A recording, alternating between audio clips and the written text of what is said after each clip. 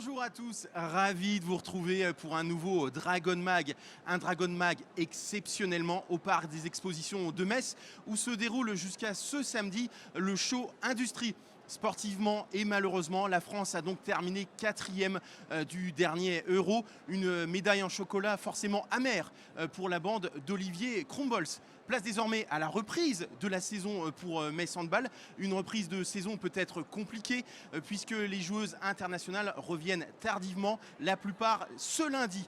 On va en parler avec nos chroniqueurs, mais surtout notre invitée du jour. Elle est restée durant cette trêve internationale à Metz. C'est la pivot de Metz Handball, Sarah Bouktit. Salut Sarah. Bonjour. Comment tu vas tout d'abord? Puisque ça fait un petit moment qu'on n'a pas de tes nouvelles, puisqu'il n'y a pas de match pour Metz Handball. Je vais très bien. J'ai continué à travailler, moi, en restant à Metz. Je vais parfaitement bien, très heureuse et très hâte de reprendre avec toute l'équipe. Tu as travaillé spécifiquement peut-être le foncier, le physique, pour justement être prête pour cette deuxième partie de saison qui va être plus longue que d'ordinaire. Alors, on a commencé d'abord par une semaine de vacances, qui nous a franchement fait du bien parce que le début de saison était assez chargé. Et là, on a repris les entraînements en faisant beaucoup de muscu, un peu de physique et aussi beaucoup de spé au poste où on n'a pas forcément l'occasion de le faire quand il y a toute l'équipe et beaucoup de matchs. Donc là, on a vraiment travaillé des choses spécifiques qui font aussi du bien et qui vont permettre de progresser rapidement. En face de toi, un duo de chroniqueurs tout simplement inédit. Thomas Lavaux pour France Bleu Lorraine Nord. Salut Thomas. Salut tout le monde. Et puis à tes côtés, Arthur Carmier pour Let's Go Metz. Salut Arthur. Salut Arnaud, salut à tous. La forme messieurs? Oui, bien moi, sûr. travailler bien le sûr. physique, et ce depuis tout le temps, mais en forme bien sûr. Eh bien on commence immédiatement cette émission. On va repartir à Ljubljana pour l'Euro. C'est la première mi-temps.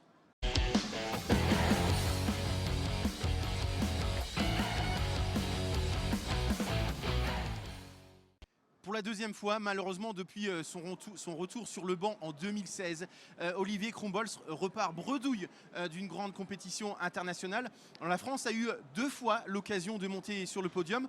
Défaite 28-20 face à la Norvège en demi-finale et malheureusement 27-25 contre le Monténégro lors de la petite finale, lors de la prolongation. Sarah, quelle est ton analyse? C'est vrai qu'on est forcément déçu après un début de compétition tout simplement époustouflant. Oui, c'est sûr, tout le monde croyait en cette belle équipe de France, surtout avec le début de compétition parfait qu'elles avaient fait. Elles sont arrivées en demi-finale, grosse première mi-temps, pardon. Et j'y ai vraiment cru, c'était un beau match. Et malheureusement, elles ont déjoué en deuxième mi-temps, mais elles sont tombées sur une équipe de Norvège qui est vraiment, vraiment exceptionnelle. Et après, elles sont tombées contre le Monténégro qui avait sûrement très, très, très envie d'aller chercher une médaille. Elles étaient entre guillemets à domicile, elles avaient énormément de spectateurs. Ça a dû être un match très compliqué à vivre. Elles se sont accrochées jusqu'au bout. C'est triste qu'elles passent à côté, mais elles ne sont vraiment pas passées loin et je pense qu'elles se rattraperont dans les prochaines compétitions. Est-ce que tu es d'accord avec les joueuses de l'équipe de France comme Grace Zadi ou même le coach Olivier Krumbolz sur cette petite finale? Est-ce qu'on peut parler quelque part de vol du Monténégro? Évidemment, l'arbitrage a été un tout petit peu, je dis un tout petit peu, arbitrage maison et c'est vrai que le public était très hostile. Oui, c'est ça. On sait que le Monténégro, c'est déjà une équipe hostile. C'est difficile de les jouer physiquement, mentalement. En plus, avec un public comme ça, et je pense que les arbitres, ça devait être difficile pour eux d'arbitrer aussi dans une ambiance aussi compliquée. Donc, je ne sais pas si elles ont perdu à cause de l'arbitrage, mais c'est vrai que c'était un petit peu litigieux. Thomas, est-ce qu'on peut dire que la Norvège est finalement la bête noire de l'équipe de France? Puisque effectivement, comme le dit très bien Sarah, il y a eu une première mi-temps équilibrée. En deuxième mi-temps, on a vu la supériorité des Scandinaves. Moi, c'est ça qui m'embête surtout, c'est que cette défaite, elle se fait une fois de plus face à la Norvège. Cette défaite en demi-finale, la Norvège a fait un peu le coup de la France à l'Euro, c'est-à-dire que on a peut-être cru l'équipe de France trop belle après ses premiers et deuxième tours, 6 victoires en 6 matchs, des victoires maîtrisées, le travail a été fait. Et puis on a peut-être à contrario craint aussi, enfin pas craint, mais considéré la Norvège comme étant vulnérable. Parce que la Norvège, c'était l'épouvantail. Elle s'est qualifiée, elle a retrouvé la France en demi-finale parce qu'elle a terminé deuxième de sa poule. Au JO de Tokyo, c'était l'inverse. C'était la France, l'épouvantail qui avait connu des premiers tours compliqués et qui était monté en puissance. Donc c'est ça vraiment qui est embêtant, c'est que ça se fait, c'est une défaite qui se fait. La petite finale, je dirais que l'équipe de France qui avait lâché en demi-finale dans les dernières minutes contre la Norvège, on était peut-être un peu dans la même lignée. Le problème, c'est que voilà, contre la Norvège, la France a perdu handballistiquement, la France a perdu également mentalement. La Norvège a toujours été devant dans ce match et la Norvège a pris une fois de plus le dessus sur l'équipe de France, la gardienne norvégienne notamment, qui a écœuré les Françaises comme elle l'a fait plusieurs fois par le passé. Donc c'est finalement ça la grande déception de cet Euro. Je dirais presque plus que le fait d'être resté au pied du podium. Et voilà, c'est de ne pas avoir pris le dessus sur la Norvège. Sarah, en plus, la physionomie de cette finale de l'Euro, c'est finalement un copier-coller de celle de l'an dernier du Mondial, puisqu'effectivement, là aussi, il y a eu match pendant une demi-heure, et puis après, presque rideau sur l'équipe de France. Oui, c'est ce que j'ai dit avant, elles ont super bien commencé. Première mi-temps incroyable, -1 à la mi-temps, donc un but, ça se rattrape facilement, en 30 secondes c'est fait. Et puis elles ont lâché petit à petit, et la Norvège ont réussi à trouver les failles de l'équipe de France, elles ont appuyé là où ça faisait mal. Est-ce que tu penses qu'il y a un complexe d'infériorité des Françaises par rapport aux Norvégiennes ? En connaissant les Français, je ne pense pas qu'il y ait un complexe d'infériorité. Elles savent très bien que c'est une belle équipe, elles savent les joueuses qu'elles ont, elles croient en elles. Je ne pense pas qu'elles aient perdu à cause de ça, mais le fait d'avoir un but, 2 buts, 3 buts de retard, au bout d'un moment, ça devient difficile à rattraper et elles se sont peut-être fait avoir sur ça. Arthur, quand on voit comme la déception de toutes les joueuses qui étaient pour la plupart en larmes après cette petite finale, elles la voulaient cette médaille de bronze. Elles sont bienvenues, on se souvient évidemment du pénalty à la dernière minute de Grazadi pour envoyer son équipe en prolongation. Là on se dit, voilà, c'est le déclic, la France va passer devant et va gagner en prolongation et finalement pas du tout. Et c'est vrai qu'il y a une joueuse qui nous a fait très mal. On l'aime pas beaucoup nous, puisqu'elle est brestoise, c'est Đurđunya Joković qui a été excellente, qui a un peu triché aussi, ça fait partie du jeu. Elle a fait ce qu'elle fait très souvent avec Brest. Mais oui, on connaît toute l'importance dans le handball de monter sur le podium d'une grande compétition comme cela. Ça valide son parcours. Et là, finir au pied du podium, c'est une immense déception. Par 2 fois, les Françaises ont eu cette occasion de finir sur le podium. Ce match contre le Monténégro, voilà, il est ce qu'il est avec les bizarreries arbitrales et tutti quanti. Mais la première déception, elle est sur la demi-finale face à cette équipe de Norvège. Certes, il y a un écart immense sur le tableau d'affichage, mais l'équipe de France, en jouant son jeu, ce qu'elle n'a pas réussi à faire en seconde période, elle aurait pu se qualifier pour cette finale parce qu'il y a des joueuses de grande qualité des 2 côtés. En première période, ce sont les individualités norvégiennes, Nora Mørk, Stine Oftedal, qui portent cette équipe. En équipe de France, ça n'a pas été le cas sur cette demi-finale malheureusement. Sarah, est-ce que finalement c'est un mal pour un bien ? Aujourd'hui, c'est sûr que c'est difficile à accepter cette 4e place, mais finalement, à 18 mois des Jeux Olympiques, ça montre le travail encore à effectuer pour gagner une 2e médaille d'or olympique. Oui, c'est vrai que quand on perd, c'est bien plus facile de se remettre en question que quand on gagne. Donc évidemment, elles vont revoir les matchs, elles vont beaucoup travailler, que ce soit sur la vidéo ou sur le terrain. Au moins, elles savent sur quoi elles doivent travailler principalement, les premiers axes. Et puis, je pense que ça le fera pour les JO, en tout cas, j'espère. Alors, pour toi, pas question de polémiquer, tu n'as pas été sélectionné, mais je présume que tu as regardé beaucoup tous les matchs de l'équipe de France. Forcément, tu te dis, les Jeux Olympiques, ça arrive rapidement, tu as envie d'y être. Oui, évidemment, c'est un objectif très fort dans ma jeune carrière. J'espère vraiment faire partie de ces Jeux Olympiques, étant donné qu'ils sont en France. Ça serait vraiment un moment incroyable. Je pourrais avoir ma famille près de moi, je pourrais avoir mes amis, tout le monde. Ça serait génial, j'essaye. Après, il y a le Mondial 2023 aussi. Donc, j'essaye de prendre étape par étape. Je vise aussi ce Mondial. Donc, on verra ce qui se passe. Thomas, je reviens sur la question que j'ai posée précédemment à Sarah. Est-ce que finalement, ça ne serait pas un mal pour un bien d'avoir perdu cette demi-finale, puis cette petite finale, et de se dire il faut se remobiliser, il y a encore du chemin à parcourir pour essayer de conserver son titre? Il y a quelques années de cela, la France avait raté un mondial. Et puis derrière, l'équipe de France a réagi en étant vice-championne d'Europe, en remportant la médaille de bronze la médaille d'or aux Jeux Olympiques de Tokyo. Donc c'est une déception, il faut la digérer, mais il y a des leçons à retenir qui peuvent être porteuses. Le Monténégro a remporté la médaille de bronze parce qu'il jouait à domicile avec l'aide de son public. Dans 2 ans, c'est nous qui serons à la maison. Et dans 2 ans, il faudra que le public aide la France avec tout ce que ça peut. Soit aussi hostile à lancer des pièces sur le terrain, je suis pas sûr quand même. C'est pas dans l'ADN du public français. Non, mais un public qui pousse, ça crée tout de suite une atmosphère différente aussi. Et puis, en croisant, mais ça c'est un paramètre qu'on ne peut pas maîtriser non plus. Bon, forcément, quand un objectif n'est pas rempli, on convoque les fantômes des absentes. Dans 2 ans, on n'aura peut-être pas aussi d'absence de marque comme cette année. Une Méline Nocandi, peut-être que quand il aurait fallu recoller au score en deuxième mi-temps contre la Norvège, en sortie de banc, ça aurait pu dynamiter.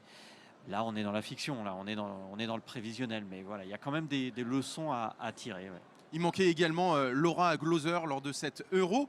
Je vais te poser la question, Sarah. Je présume que tu as entendu l'info comme quoi Atadou pourrait peut-être être sélectionnée en équipe de France. Toi qui la côtoies au quotidien, forcément, elle a le potentiel pour jouer en équipe de France. Évidemment, elle fait des perfs exceptionnelles en Ligue des Champions. Et je pense que déjà, à partir de ce moment-là, elle peut avoir sa place en équipe de France parce qu'elle touche à la plus grande compétition du monde. Et elle fait des perfs, elle nous aide à gagner, on bat des grosses équipes. Donc c'est qu'elle a le niveau. En plus, c'est une fille qui bosse. Ça fait 3 ans qu'elle attend de pouvoir être sélectionnée. Et j'espère vraiment que tout son travail qu'elle essaye d'accomplir depuis des années va enfin payer. Et elle pourra se perfectionner au foot avec toi aussi en équipe de France. Arthur, parlons quand même de la Norvège qui a été titrée en battant le Danemark de Louise Burgard et Christina Jorgensen. Le Danemark qui a fait comme le Monténégro. Parce que pour rappel, en phase de poule, la France avait perdu contre la France. Et le Danemark avait gagné contre la Norvège. Mais en finale, la Norvège s'est imposée dans le Money Time. C'est ça, dans le Money Time, si le Danemark avait remporté ce match, ça aurait été tout sauf un scandale. Pardon, elles ont fait la course en tête pendant très longtemps dans cette partie. C'est quand même une petite surprise que le Danemark soit aussi loin à ce niveau-là, même si elles ont des joueuses de qualité. C'est une nation qui monte vraiment dans le côté international. C'est une nation qui monte avec un coach très malin, le coach Desberg. Mais ouais, la Norvège, à l'expérience, j'ai envie de dire, l'a emporté. Et là encore, grâce au talent immense de ses individualités. Sarah, c'est vrai que Christina Jorgensen, elle avait envie de jouer au hand avec Mess Handball parce qu'elle est revenue. C'est la seule joueuse internationale. Pas trop déçue d'avoir terminé finalement à la 2e place. Je pense qu'elle était un peu déçue sur le coup parce que ça fait toujours mal au cœur de perdre. Hein. On est des compétitrices et on veut toujours gagner. Après, comme tu l'as bien dit, c'est une équipe qui monte en puissance et elles ont fini 4e il y a 2 ans. Et là, elles finissent 2e et peut-être qu'un jour, elles finiront première. Donc elle était déçue sur le coup, mais là, je pense qu'elle a accepté la défaite et qu'elle savoure bien sa médaille d'argent. Et c'est vrai que sur cette finale, et Christina Jorgensen et Louise Burgard, les 2 jeunes femmes ont vraiment été à leur avantage. On passe tout de suite à la 2e partie de cette émission. On va parler du pain quotidien, du championnat avec Mess Handball. C'est la 2e mi-temps.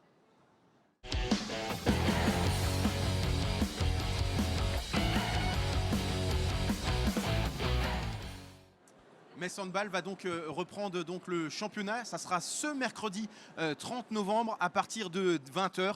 Ça sera sur Moselle TV à partir de 19h55. Sarah, ça sera contre cette équipe de Besançon. C'est jamais simple de jouer l'équipe byzantine. Non, c'est une équipe qui prétend aux 4 premières places du championnat, qui prétend à une Coupe d'Europe. Donc c'est une très bonne équipe. Ça risque d'être compliqué. Après, on est à domicile, donc ça c'est déjà quelque chose de pas mal. On va pas s'entraîner beaucoup collectivement, mais on va s'entraîner dur lundi, mardi. On va essayer de prendre le plus de repères possible et tout donner comme d'habitude au match pour le remporter.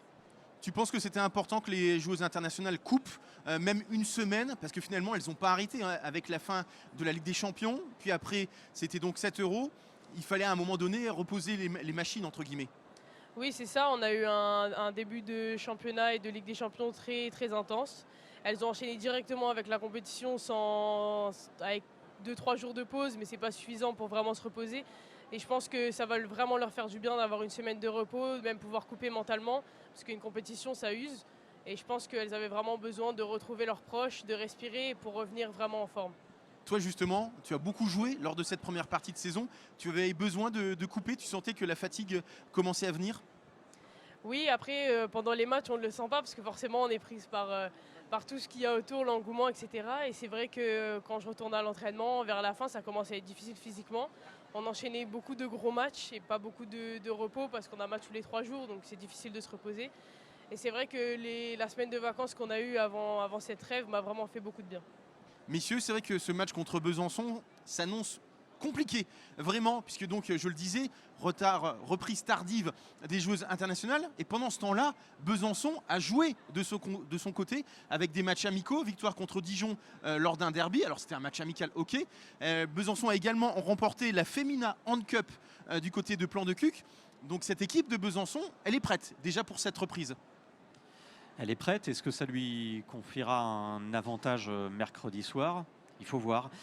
C'est l'inconvénient des équipes bâties aussi avec des joueuses internationales, c'est qu'effectivement vous êtes soumis, vous êtes confronté à ces périodes d'incertitude au lendemain des compétitions internationales. Mais des compétitions internationales, il y en a tous les ans. C'est un paramètre qui est pris en compte presque tous les ans dans la construction de l'équipe. Et je pense que ce qu'a montré aussi le Metz Handball lors de la première partie de saison, enfin en tout cas jusqu'au début du championnat d'Europe, je pense que ce qu'a montré le Metz Handball collectivement à l'échelle du championnat doit quand même permettre à Metz d'aborder sereinement cette rencontre face à Besançon. L'interrogation, voilà, c'est est-ce que Metz sera dans le rythme dès le début de la rencontre?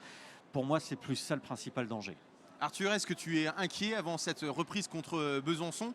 Même si, comme l'a très bien dit Thomas, on sent qu'en championnat, Metz Handball a vraiment une marge sur quasiment toutes les équipes. Inquiet, non, il n'y a pas de raison d'être inquiet. Ce ne sera pas la première fois ni la dernière fois que Metz Handball et Manu Mayonnaise vont gérer un retour de longue trêve hivernale, si l'on peut dire. Effectivement, comme le disait Thomas, le manque peut-être de rythme se ressentira sur le premier quart d'heure de jeu. Peut-être que Besançon sera plus dans le match directement que Metz Handball. Mais même si c'est une équipe compliquée, même si Besançon c'est un petit peu un classique du handball français. C'est même le classico. C'est le classique originel, on va dire. On peut compter sur Sarah Bouktit et ses partenaires pour se mettre dedans dans ce match. Justement, vous avez travaillé comme en petit comité pendant un mois. C'est plutôt bien aussi pour travailler certaines spécificités. Ouais, c'est ce que je disais au début. On a pu travailler, par exemple, toutes nos formes de shoot. Et avec Noémie, on a pu développer des shoots où on avait beaucoup de mal, par exemple en match, où je ne tentais pas forcément. Et là, je me suis ouvert beaucoup plus de gamme de shoot et ça va m'aider vraiment pendant les matchs. On a aussi travaillé notre gain de position, on a travaillé la bagarre, on a travaillé énormément de choses. Et c'est cool parce que c'est des choses qu'on ne va plus travailler maintenant, étant donné le rythme qui nous attend. Est-ce que tu crains davantage cette reprise après l'Euro ou la reprise en janvier après la trêve des confiseurs avec un mois de janvier juste dantesque avec, je crois, par mémoire, il y a Nantes, Paris, Brest et puis 2 gros matchs en Ligue des Champions? Je crains aucune des 2 reprises. Bonne Et réponse. Si je devais en craindre une, ça serait plus celle-ci parce que ça fait un mois qu'on n'a pas joué ensemble. Et que, comme ils le disent très bien, on sera peut-être pas dans le rythme, mais encore, on va s'entraîner 2 fois et peut-être que ça va nous suffire à nous remettre dans le rythme. On verra ce que ça va donner. Après, le mois de janvier est intense, mais c'est pas quelque chose qui nous fait peur. Nous, c'est pour ça qu'on s'entraîne tous les jours, c'est pour des mois comme ça, des matchs comme ça. Donc j'ai juste hâte d'y être. Messieurs, est-ce que sur ce début de match contre Besançon, il faut faire forcément appel aux joueuses qui sont restées à Metz? Je pense à Tadou, je pense à Sarah, je pense à Laura Canor, à Julie Leblévec si elle est rétablie. Oui, je pense que oui, elles ont, comme le disait Sarah, elles ont vraiment hâte d'en découdre, de reprendre. Et ça permettra aussi aux internationales qui reviennent de se mettre dans le rythme petit à petit, peut-être en sortant du banc. Donc il y a un effectif conséquent à Metz Handball. Tout le monde a sa carte à jouer toute la saison. Et je pense qu'on peut compter sur absolument tout le monde pour ce genre de match. Thomas? Moi, je dirais plutôt qu'il faudrait commencer le match avec une sorte un peu d'équipe type. Bon, visiblement, au niveau des pépins physiques, les joueuses ont été plutôt épargnées. Ça laisse peu de temps entre lundi, la reprise, le retour des internationales et mercredi soir, ça laisse à peine 72 heures pour préparer cette rencontre. Mais le trajet aura été digéré parce que c'est aussi les trajets, les avions qui peuvent prendre de l'influx. Faut pas aussi sous-estimer, je pense, l'envie, même chez les internationales, de retrouver le championnat, de retrouver la Ligue des Champions aussi quelques jours plus tard. parce que c'est des échéances qui sont proches et ces matchs-là doivent aussi préparer ces échéances-là. Donc moi je pense qu'on peut commencer avec une équipe un petit peu type, quitte ensuite à faire tourner peut-être un petit peu plus et un petit peu plus rapidement dans la rencontre. Mais voilà, attaquer fort, ne pas permettre à Besançon d'y croire. Et ensuite, si le Metz Handball arrive à créer l'écart suffisamment tôt lors de la rencontre, comme ça avait été le cas la dernière fois que les deux équipes s'étaient rencontrées à Bercy en fin de saison dernière, si le Metz Handball parvient, eh bien dans ce cas-là, on réfléchira peut-être un petit peu plus à la gestion. Mais voilà, il y a une saison parfaite en championnat à prolonger et je pense que ça passe aussi par un démarrage très fort contre Besançon. Cette trêve internationale, Sarah, elle a aussi permis à certaines joueuses blessées d'être à nouveau opérationnelles. Tu vas peut-être nous en dire des nouvelles. C'est Emma Jacques qui a repris en tout cas l'entraînement collectif et Julie Leblévec. Oui, alors pour commencer avec Julie, elle n'a pas repris immédiatement l'entraînement avec nous. Elle a continué à travailler sur le côté avec Nicolas Jarza, le préparateur physique. Et là, elle est de retour. Pour l'instant, tout va très bien. Elle s'entraîne normalement.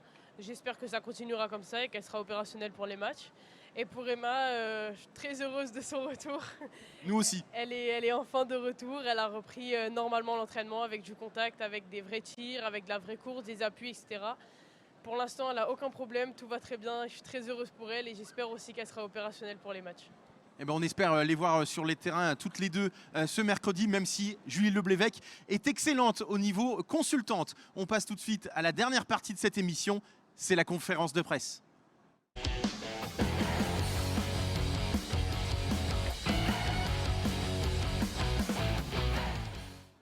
Sarah, je voulais revenir avec toi sur ton évolution. Si on se rappelle un petit peu tout ce qui s'est passé. Il y a 2 ans, prêt à Fleury. Il y a un peu plus d'1 an maintenant, 18 mois, tu arrives comme 3e pivot. Finalement, Olga Peredri prend sa retraite. Tu passes 2e avec un temps de jeu plutôt conséquent, avec un match, on s'en souvient, exceptionnel là aussi à Vipers Christiansand.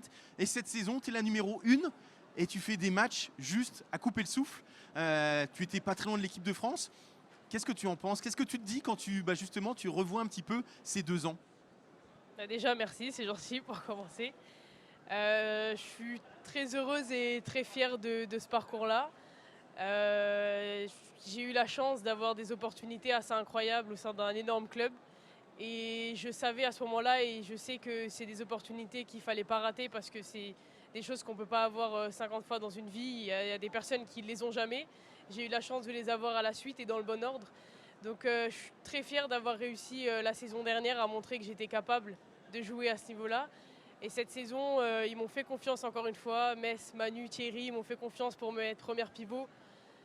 Et je suis obligée maintenant de montrer que c'est mon niveau, que je suis capable, et c'était pas un one-shot la saison dernière, mais que je suis capable de continuer, que c'est mon vrai niveau handballistique et que je peux encore progresser pour aller encore plus haut. Est-ce que tu penserais quand même concrètement que ça se passerait aussi vite? Il faut rappeler, pour ceux qui ne le savent pas, que tu n'as que 20 ans. Non, pas du tout. Quand j'ai signé centre de formation, c'était un gros challenge. Pas tout le monde le fait. Il y en a qui préfèrent signer dans des plus petits clubs pour avoir plus de chance. Et je sais que moi, j'ai préféré signer à Metz Handball, même s'il y avait un risque de jamais signer pro ici. Au final, ça s'est super bien déroulé et je suis très contente. Vraiment, je ne sais même pas quoi dire parce que c'est beau et c'est mon club de cœur. C'est mon premier vrai club de handball et voilà. Arthur, une question pour Sarah. Question en 2 temps avant que Thomas Lavaux ne me la pique. Alors déjà, Sarah, est-ce que physiquement, tu as senti une évolution dans ton jeu cette saison par rapport à la saison précédente? Physiquement, oui, parce que on a continué à travailler. Maintenant, je suis dans un vrai rythme de professionnel avec les muscles tout le temps, etc. Alors qu'il y a 1 an et demi, ce n'était pas le cas. Et on travaille énormément avec Nicolas Jarza. Et c'est vrai que handballistiquement parlant, je le ressens, surtout sur mes gains de position. Défensivement, j'ai beaucoup moins de mal, on va dire, à retenir les filles. Je me sens vraiment à ma place maintenant, physiquement. Et c'est vrai que ça fait du bien et c'est plus facile de jouer handballistiquement parlant. Et enfin, mentalement, c'est une impression personnelle, mais j'ai l'impression que cette année, tu es encore plus déterminé par rapport à la saison précédente, comme si en fait ces responsabilités avaient aiguisé ton appétit au final, ton appétit de handball. Elle aime les responsabilités, Sarah Bouktit. Oui, c'est ce que j'allais dire. C'est vrai que je suis quelqu'un qui marche beaucoup aux responsabilités. La saison dernière, j'ai eu déjà beaucoup de mal à me rendre compte que j'avais des responsabilités malgré que je sois 2e pivot. Et ça a peut-être pu se ressentir sur le terrain.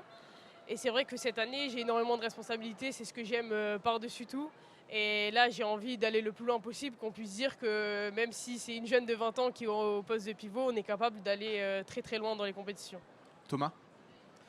Tu as fait cette saison beaucoup de très bonnes prestations. Tu as enchaîné aussi de très gros temps de jeu. On s'est dit plusieurs fois dans cette émission, mais espérons qu'il n'arrive rien à Sarah Bouktit d'ici la suite de la saison, parce qu'à ce poste de pivot, pour pouvoir remplir les objectifs qui sont ceux du Metz Handball, s'il venait à arriver quelque chose, ça sera un gros grain de sable dans la machine.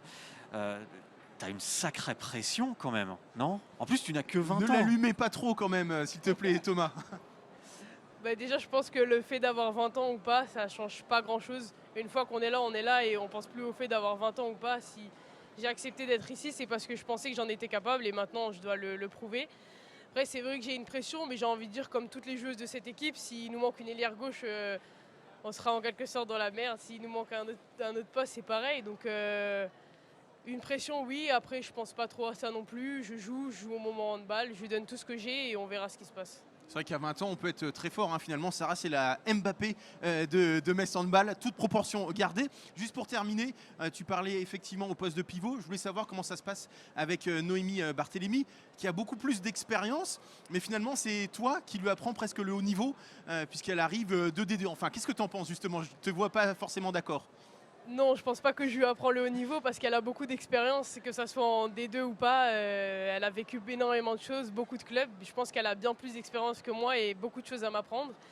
C'est quelqu'un en plus qui a envie de m'apprendre des choses et qui a envie d'en apprendre aussi.